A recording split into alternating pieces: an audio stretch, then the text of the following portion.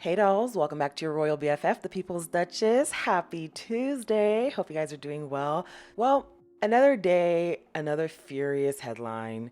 William, why are you so mad? Why are you always so mad? I don't understand.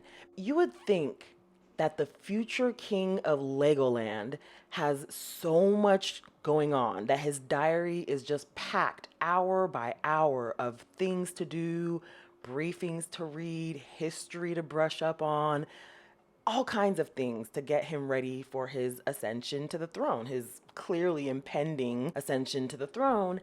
But no, you're consumed with bitterness over your kid brother and his wife's success. I don't understand why you even pay attention.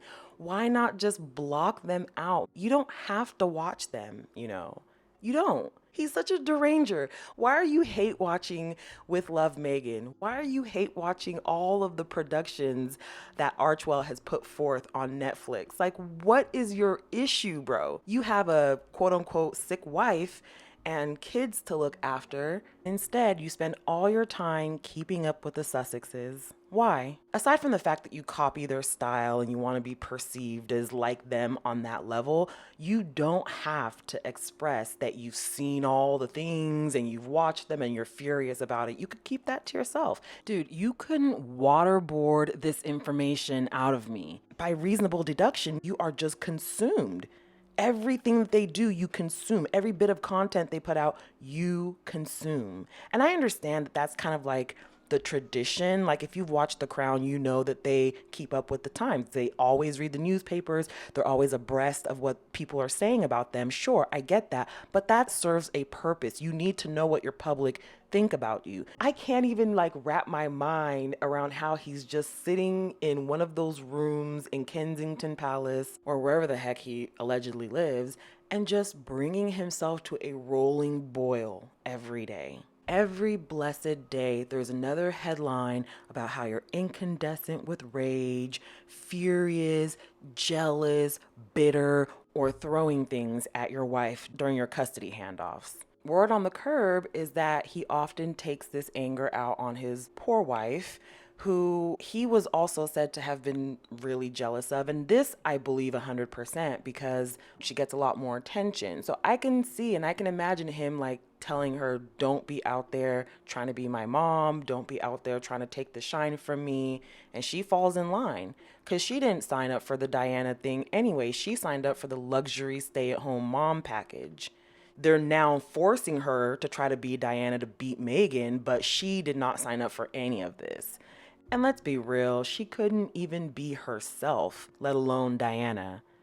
So she was never in danger of eclipsing him as the next Diana because she's just completely ill equipped, inept, and could never. But lucky for her, the bar is in hell. Diana set such a great precedent, but nowadays they're so desperate that just by virtue of not being the ugliest royal family member, she then became more popular than William. So in November 2023, there were a lot of articles like this being released that William was quite jealous of Karen. And as we all know, in December of that year, somebody put hands and feet and belt to the backside and knocked this woman's head between the washer and dryer. And no, you're not going to gaslight me into thinking that that royal ambulance procession leaving Sandringham in the dead of night back in December 2023 had nothing to do with anything. You're not going to convince me that her popping back up with a Texas Chainsaw Massacre sized scar across her left temple had nothing to do with that incident. By logical deduction, she had something massive happen to her, and clearly it was a very violent event. And if it were just, let's say, a horse accident or some kind of accident, they would have told us. Just like when Anne got her head bashed in by a horse. I think the horse was actually a hammer, but that's neither here nor there. They'll tell us when something happens to one of these people. So if it was just some clumsy accident or whatever, they'd have been like, oh yeah, the Princess of Wales suffered a fall or whatever, whatever. They wouldn't have hit it. She's just popping out with the scar and acting as if nobody should notice. And the silence around it speaks louder than anything she could say anyway. But yeah, this new article that was released about William struggling with his anger and resentment and bitterness. It's not the first time that people have pointed this out. William has been angry and jealous and bitter and resentful of specifically Harry their entire lives. I mean, we have archival footage of that. Sometimes Prince William isn't entirely sure it's a good idea. But when a soldier is slow to follow orders, his mother has her own tactics for bringing him into line. Quick, 'cause Mary will go. All right, Harry will have all the fun then. No! No, it's all right. No! No, no, no, no! Now, I'm not saying that was an omen, but child, let's just move on. So this is nothing new. I think that the new element here is Meghan having been added to the mix. He was already super hyper fixated and jealous of Harry, but now there's also his equally successful, equally amazing wife to contend with, and he just can't contend.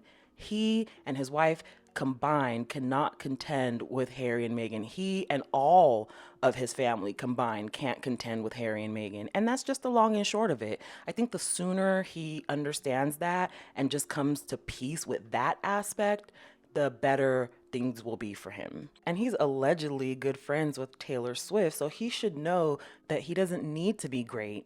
He'll be rewarded for his mediocrity over and over and over again. He doesn't have to do all this. He doesn't have to sit up there and try to go pound for pound, bar for bar with his brother. Neither does his wife. They both just need to lean into mediocrity. It's not as if their salaries are based on job performance, unlike Taylor's, right? Her salary is directly tied to her performance, and a lot of people find her performance, well, manageable because of how she looks. Period. William, his father, Andrew, Mike Tyndall, they are afforded grace and forgiveness that a lot of people are not. People like Michael Jackson, who didn't do anything wrong, the accusation alone was the point. The cruelty of that accusation was the point to bring him down. But if you're Prince Andrew and you've been caught in 4K, you're still protected. Even photographic evidence of your crimes isn't enough to sway people to be marching in the streets demanding that he be tossed into the Tower of London. And I would ordinarily say that William would benefit from therapy, psychotherapy. But therapy is like rehab. You have to want to be better for it to work. No one can goad you into it. No one can convince you to do it if you're hellbent on not getting the help, or in William's case, if you don't think that it'll work for whatever reason. He and his wife have both said that talking therapy doesn't really work for them. And I think that that really just boils down to how they look down their noses at anybody that isn't aristocratic or royal. They would have some kind of barrier in talking to a regular person, a non-royal, non-aristocratic therapist about their issues. They also have a lot of skeletons, and if you don't want to divulge your skeletons, then you can't really get any help in therapy. You should never lie to your therapist, never lie to your doctor, so they know, like, we can't lie in there because it wouldn't be helpful, it'd be counterproductive to the therapy. So they would just opt out rather than being honest with themselves and whoever they were talking to. They don't want to talk to a regular person. They think they're above those people, and they'll just struggle. They'll just struggle with their aristocratic groups or at the bottom of a bottle of gin. And you know what? If people don't work for you, maybe call up Cesar Milan, okay? Call up the dog whisperer at this point, because you animals over there need someone that speaks your language. You need someone that also speaks animal to get through to you. Human intervention obviously has failed. And all of this stuff has been really consuming both of you. They're only writing about William's anger and bitterness and hatred, but consider how angry and bitter and hateful and jealous you have to be to make up a lie that you know is about yourself and then project that onto someone else so that they can be destroyed by the public. Karen is as hateful as they come, as jealous and bitter as they come, and it's eating both of them alive, rotting them out from the inside. I mean, look at them. Just look at them. I don't like to make the comparison, but come on now. Meghan is older than all of them, and she looks like that. And these two look like newborn baby birds. I don't know, bro. You need to Call Cesar Milan. Let me know what you guys think in the comments. Like, share, subscribe, buy me a coffee if you're so inclined, or join the membership to support the channel. We have a ton of fun in members only. Follow me on my other socials, Instagram, Twitch, and TikTok. Thank you so much for watching, guys. Have a wonderful rest of your day. Please be kind to yourselves. And until next time, bye for now.